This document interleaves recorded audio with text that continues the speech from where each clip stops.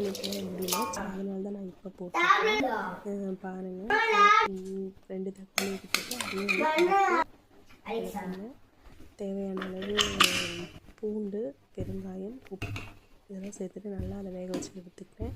Next வந்து பார்த்திங்கன்னா சாப்பாடும் வந்து நல்லா வதக்கி வச்சு வடிக்கிற ஸ்டேஜ் வந்துச்சு. ஸோ அதையும் வடித்து வச்சுட்டு அதுக்கப்புறம் சரி குழம்பு வைக்கலாம்னு சொல்லிட்டு சவுச்சவும் எடுத்துருந்தேன். சவுச்சவும் வந்து நீட்டாக செம்ம டேஸ்ட்டாகவும் இருக்குது. அது இல்லாமல் உடம்புக்கு வந்து ரொம்பவே நல்லது. சரி நான் வந்து ஆரம்பிச்சு தக்காளி ஆட்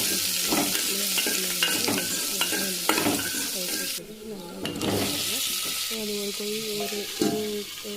இது வந்ததுக்கப்புறம் பார்த்திங்கன்னா நமக்கு நான் வந்து 1 ஸ்பூன் மிளகாய், 1 ஸ்பூன் குழம்பு மிளகாய்த்தூள், அதுக்கப்புறம் தேவையானது கொஞ்சமாக மல்லித்தூள் போட்டு வந்து ஒரு கொஞ்சம் தண்ணி ஊற்றிட்டு இது நல்லா கொதி வர வரைக்கும் வந்து மூடி வச்சிட்டேன். சரி அந்த நேரத்தில் வெங்காயம் அரைஞ்சிடலாம் அப்படின்னு சொல்லிட்டு அதையும் வந்து அரைய ஆரம்பிச்சிட்டேன்.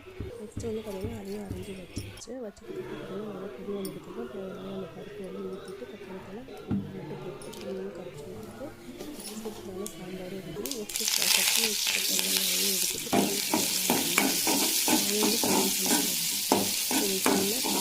இல்லை சுத்தமாக இல்லை தோணல. நானே சாப்பிட்டேன்னா ஈவினிங் 3:30க்கு மேலே நானுமே வந்து மதியத்துக்கு வந்து சாப்பிட்டேன்.